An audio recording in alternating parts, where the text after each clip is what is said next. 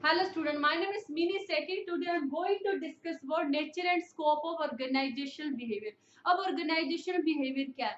Basically organisation behaviour क्या करता है, एक ऑर्गेनाइजेशन में स्टडी करता है कि वहां पे लोग कैसे बिहेव करते हैं और उनका बिहेवियर कैसे उनकी परफॉर्मेंस को इन्फ्लुएंस करता है, और इन सब से जो इन्फॉर्मेशन मिलती है उसे हम लगा देते हैं, अप्लाई कर देते हैं ऑर्गेनाइजेशन को इम्प्रूव करने में। ठीक है, ऑर्गेनाइजेशन की इफेक्टिवनेस को इम्प्रूव करने में। तो ऑर्गेनाइजेशन बिहेवियर क्या बेसिकली ये देखता है कि एक ऑर्गेनाइजेशन में लोग कैसे बिहेव करते हैं, उनका बिहेवियर कैसे उनकी परफॉर्मेंस को इन्फ्लुएंस करता है, कैसे इफेक्ट करता है, और इन सब से जो इन्फॉर्मेशन मिलती है उसे हम लगा देते हैं एक ऑर्गेनाइजेशन की इफेक्टिवनेस को इम्प्रूव करने में। तो ये बेसिकली क्या ऑर्गेनाइजेशन बिहेवियर। ठीक है, एक बार फिर बता देती हूँ, ऑर्गेनाइजेशन बिहेवियर क्या है, ये देखता है कि एक ऑर्गेनाइजेशन में लोग कैसे बिहेव करते हैं, उनका बिहेवियर कैसे उनकी परफॉर्मेंस को इफेक्ट करता है, और इन सब से जो इन्फॉर्मेशन हमारे पास आती है कि क्यों बिहेव करते हैं, कैसा बिहेव करते हैं, कैसे उनकी परफॉर्मेंस को इन्फ्लुएंस हो रही है, तो उन सबको हम लगा देते हैं किसमें, एक ऑर्गेनाइजेशन की इफेक्टिवनेस को इम्प्रूव करने में, हम अप्लाई कर देते हैं।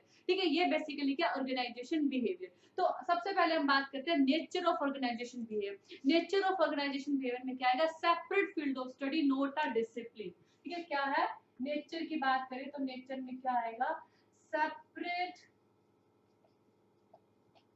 field of study, not a discipline। ठीक है, डिसिप्लिन क्या होता है, डिसिप्लिन क्या होता है, एक एक्सेप्टेड साइंस होती है जो थ्योरीज पे बेस्ड होती है, लेकिन हमारा ऑर्गेनाइजेशन बिहेवियर ऐसा नहीं है।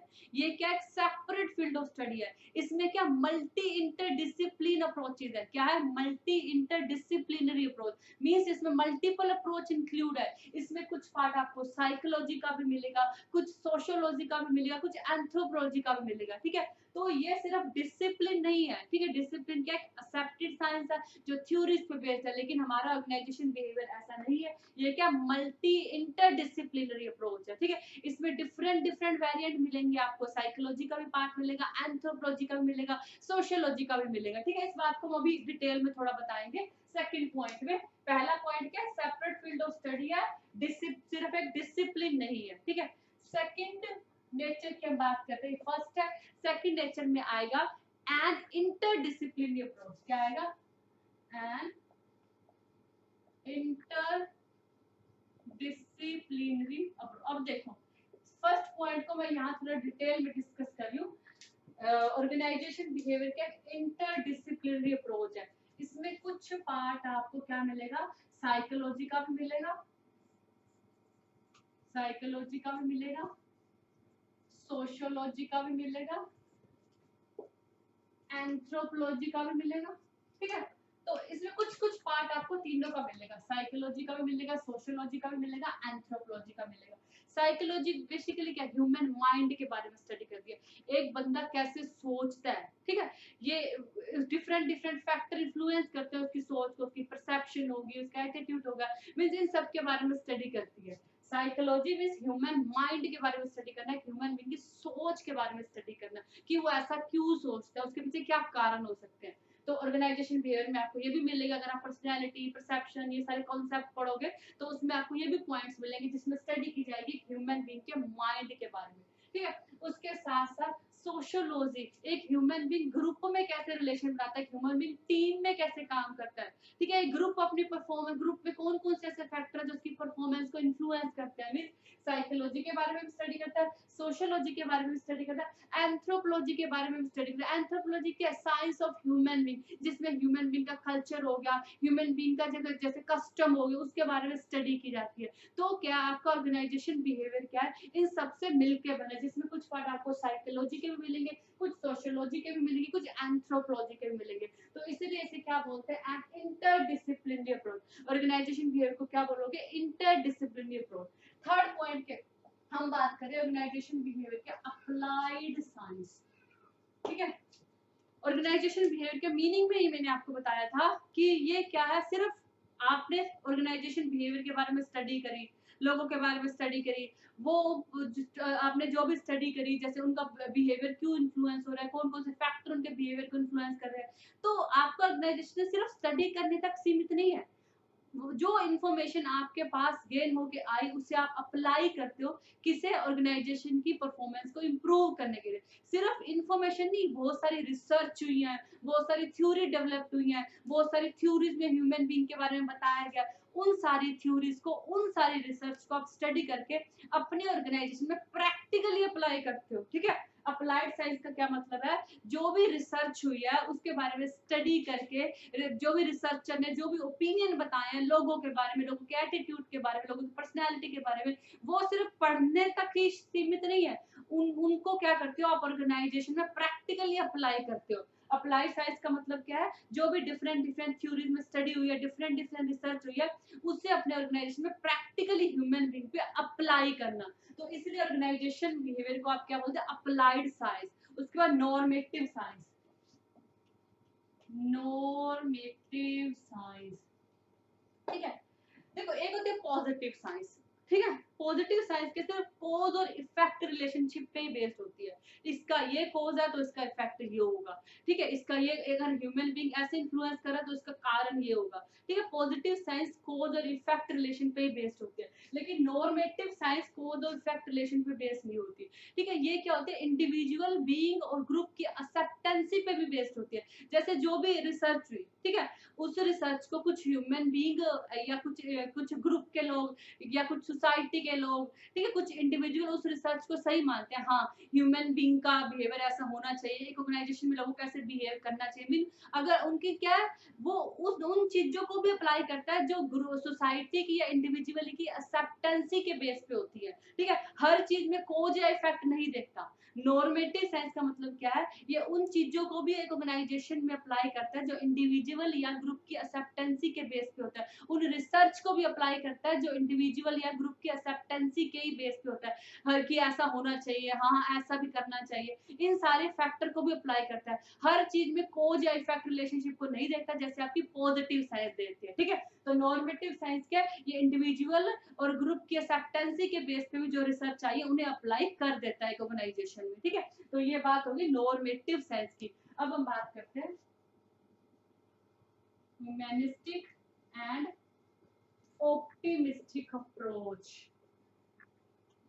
ठीक है। ये ह्यूमैनिस्टिक और ऑप्टिमिस्टिक अप्रोच को भी अप्लाई करता है। एक ह्यूमन बीइंग के बारे में सोचता है, ठीक है। एक ह्यूमन बीइंग की भी नीड्स होती हैं, उसका भी एटीट्यूड्स होता है, ठीक है। वो भी एक इंसान है, अगर उसकी नीड्स को पूरा करेंगे, उसकी जरूरतों को पूरा करेंगे तो भी अच्छे से परफॉर्म करेगा। वो भी हर्ट होता है, उसको आप बार बार इंसल्टेड नहीं कर सकते, उसमें भी फीलिंग्स होती हैं। मीन्स वो ह्यूमन बीइंग को, बंदों को ह्यूमैनिटी पॉइंट ऑफ व्यू से देखता है, ऐसे ट्रीट नहीं कर देता, नौकरों की तरह ट्रीट नहीं करता है कि ह्यूमन बीइंग को जो ऑर्गेनाइजेशन में काम करते हैं, बल्कि उनको ह्यूमैनिटी बेस्ड जज करता है। प्लस इसका जो एटीट्यूड है वो ऑप्टिमिस्टिक है, पॉजिटिव एटीट्यूड है।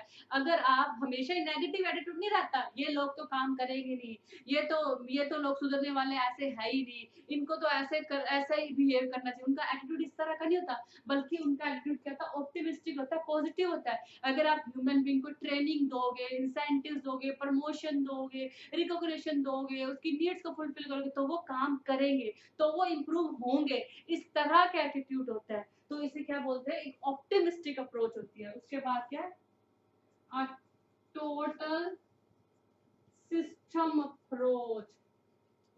ये लेके चलती है कि सारा ऑर्गेनाइजेशन के आपस में जुड़ा हुआ है, सारा ऑर्गेनाइजेशन आपस में इंटीग्रेट है। आप कितनी भी अच्छी मशीन ले लो, कितना भी इंफ्रास्ट्रक्चर अच्छा बना लो, ठीक है, अगर आपके ह्यूमन बीइंग के डिससेटिस्फाई है, वो अच्छे से परफॉर्म नहीं करेंगे, ठीक है, उनको डीमोरलाइज है, उनका मोटिवेट सही नहीं है, तो आपके ऑर्गेनाइजेशन की परफॉर्मेंस इंप्रूव नहीं होगी। इस बात में वो ये मानते हैं कि सारा ऑर्गेनाइजेशन के आपस में जुड़ा हुआ है, अगर किसी एक फैक्टर में भी छोटी सी कमी है तो ऑल ओवर सारे ऑर्गेनाइजेशन की परफॉर्मेंस को इन्फ्लुएंस करेगी, ठीक है। क्योंकि ऑर्गेनाइजेशन क्या एक सिस्टम है, सभी क्या ऑर्गेनाइजेशन के सब सिस्टम है, उस ऑर्गेनाइजेशन के पार्ट है, एक ऑर्गेनाइजेशन आपस में इंटीग्रेट है, ठीक है।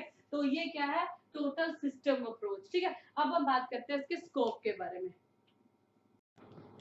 स्कोप में क्या आएंगे, ठीक है, अभी हमने नेचर की बात करी, स्कोप में बेसिकली आएंगे आपका पीपल आएगा आपका, ठीक है, आपका स्ट्रक्चर आ जाएगा स्कोप में, ठीक है। पीपल की बात करें, स्ट्रक्चर की बात करें, टेक्नोलॉजी की बात करें, ठीक है, उसके बाद सोशल सिस्टम, ठीक है। तो पीपल, स्ट्रक्चर, टेक्नोलॉजी, ये क्या है, इंटरनल सोशल सिस्टम का पार्ट है, मीन्स ये ऑर्गेनाइजेशन का इंटरनली पार्ट है, इंटरनल पार्ट है जिसे हम बोल सकते हैं। ठीक है, जैसे हम पीपल की बात करें, ठीक है, एक ऑर्गेनाइजेशन में क्या, हम अगर पीपल के बारे में स्टडी करते हैं तो हम इंडिविजुअली भी कर सकते हैं और ग्रुप में भी कर सकते हैं। ठीक है, अगर हम इंडिविजुअली स्टडी करें, एक एक बंदे की स्टडी करें, तो इंडिविजुअल का बिहेवियर किस किस फैक्टर से इन्फ्लुएंस होता है, उसकी पर्सनैलिटी से इन्फ्लुएंस हो सकता है, ठीक है, उसकी परसेप्शन से इन्फ्लुएंस हो सकता है, उसके एटीट्यूड से इन्फ्लुएंस हो सकता है, उसके मोटिवेशन लेवल से इन्फ्लुएंस हो सकता है। ठीक है, तभी एक ऑर्गेनाइजेशन में हम सबके बारे में स्टडी करेंगे, पर्सनैलिटी की थ्योरीज क्या है, परसेप्शन क्या है, एटीट्यूड्स क्या है, मोटिवेशन की थ्योरीज क्या है, इन सबके बारे में स्टडी करेंगे, क्योंकि वो एक ह्यूमन बीइंग को इंडिविजुअली ले रहे हैं। इंडिविजुअली एक ह्यूमन बीइंग की परफॉर्मेंस किस किस फैक्टर से इन्फ्लुएंस होती है, क्योंकि ऑर्गेनाइजेशन बिहेवियर बेसिकली क्या, स्टडी अबाउट ह्यूमन बिहेवियर। तो एक ह्यूमन बिहेवियर का अगर हम इंडिविजुअली स्टडी करते हैं तो उसका बिहेवियर किस किस से इन्फ्लुएंस हो सकता है, उसकी पर्सनैलिटी से, परसेप्शन से, एटीट्यूड से, मोटिवेशन से। अगर हम ग्रुपों में स्टडी करें तो ग्रुप में क्या हो सकता है, कई तरह से कॉन्फ्लिक्ट हो सकते हैं। ठीक है, ग्रुप डायनेमिक की बात करें, ग्रुप कॉन्फ्लिक्ट की बात करें, हम ग्रुप से रिलेटेड करें तो ग्रुप में जो पॉलिटिक्स होती है, ग्रुप पावर की बात करें। ठीक है, तो ह्यूमन बीइंग का हम स्टडी करते हैं एज अ इंडिविजुअली भी और एज अ ग्रुप भी। ठीक है, तो ये बात होगी पीपल की, जो कि पार्ट है इंटरनल ऑर्गेनाइजेशन सिस्टम का। ठीक है, इसमें हम इंडिविजुअली भी लेके चलते हैं, ग्रुप में लेके चलते हैं। इंडिविजुअली एक ह्यूमन बीइंग का बिहेवियर कैसे इन्फ्लुएंस होता है और एज अ ग्रुप एक ह्यूमन बीइंग का बिहेवियर कैसे इन्फ्लुएंस होता है। तो फिर सेकेंडली हम बात करते हैं स्ट्रक्चर की, जो भी क्या इंटरनल सोशल सिस्टम का पार्ट है। क्या है, इंटरनल सोशल सिस्टम का पार्ट है। ठीक है, हर एक ह्यूमन बीइंग के कुछ रोल्स होते हैं, कुछ ड्यूटीज होती है, कुछ रिस्पॉन्सिबिलिटी होती है। कोई बंदा एक अकेला तो काम नहीं कर सकता ना, तो बहुत सारे इनके क्या होते हैं, स्ट्रक्चर फॉर्म में डिफाइन होते हैं इनके रिलेशनशिप, ये इसका सुपीरियर है, ये इसका सबऑर्डिनेट है। ठीक है, स्ट्रक्चर क्या होता है, फॉर्मल भी हो सकता है, इनफॉर्मल स्ट्रक्चर भी हो सकता है। ठीक है, तो डिफरेंट डिफरेंट तरह से ह्यूमन बीइंग का क्या रोल है, किसका किससे क्या रिलेशन है, किसको किसको रिपोर्टिंग करनी है, किसका कौन सुपीरियर है, किसका कौन सबऑर्डिनेट है। ठीक है, कोई मैनेजर है, कोई क्लर्क है, कोई एचआर मैनेजर है, ठीक है, कोई चीफ एग्जीक्यूटिव है। तो हर एक का अपना अपना रोल है और हर एक बंदों का क्या रोल है, उनके आपस में क्या रिलेशन, कैसे हायरार्की सिस्टम कैसा है, जो इन सारों के बारे में स्टडी करता है, that is part of your structure. अब हम टेक्नोलॉजी की बात करते हैं। ठीक है, बेयर हैंड से ह्यूमन बीइंग सब कुछ नहीं कर सकता। ठीक है, मुझे किसकी जरूरत पड़ती है, हेल्प की। ठीक है, वो है आपकी टेक्नोलॉजी, जैसे आपकी बिल्डिंग हो गई, आपकी मशीनरी हो गई, आपके टूल्स हो गए, आपका इक्विपमेंट हो गया। तो ये क्या है, पार्ट ऑफ टेक्नोलॉजी। ठीक है, एक ह्यूमन बीइंग को इन सब की जरूरत पड़ती है, इसकी असिस्टेंसी की जरूरत पड़ती है अपने काम को परफॉर्म करने के लिए। ठीक है, तो टेक्नोलॉजी भी किसका पार्ट है, इंटरनल सोशल सिस्टम का। अब हम बात करते हैं ये किसका पार्ट है, एक्सटर्नल सोशल सिस्टम का। एक्सटर्नल सोशल सिस्टम, जिसमें हम सोसाइटी की बात करते हैं, क्योंकि आप एक आपका अकेला ऑर्गेनाइजेशन कुछ नहीं कर सकता। There is group of organisation, एक सोसाइटी में group of organisation, A organisation, B, C, D, बहुत सारे ऑर्गेनाइजेशन होते हैं, वो मिलके एक दूसरे को इन्फ्लुएंस करते हैं। ठीक है, उसका सैलरी रेट कितना चल रहा है, वो कितनी फैसिलिटी दे रहा है, उनका उनसे कितना कंपटीशन है। तो सारे ऑर्गेनाइजेशन क्या मिल के इन्फ्लुएंस करते हैं एक दूसरे को, एक अकेला ऑर्गेनाइजेशन कुछ नहीं कर सकता। ठीक है, तो ये ऑर्गेनाइजेशन किसका पार्ट है, एक्सटर्नल सोशल सिस्टम का। ठीक है, जो क्या है, सभी ऑर्गेनाइजेशन क्या, एक सोसाइटी में मिलके एक दूसरे को इन्फ्लुएंस करते हैं, उनके एम्प्लॉइज को, उनकी सैलरी सिस्टम को, उनके वर्क एनवायरनमेंट को, उनको कंपटीशन देते हैं। ठीक है, तो ये क्या है, बेसिकली एक्सटर्नल सोशल सिस्टम का पार्ट है। तो ये बेसिकली क्या, स्कोप ऑफ ऑर्गेनाइजेशन बिहेवियर। हमने nature of scope of organisation behaviour के बारे में स्टडी की, आई थिंक आपको समझ में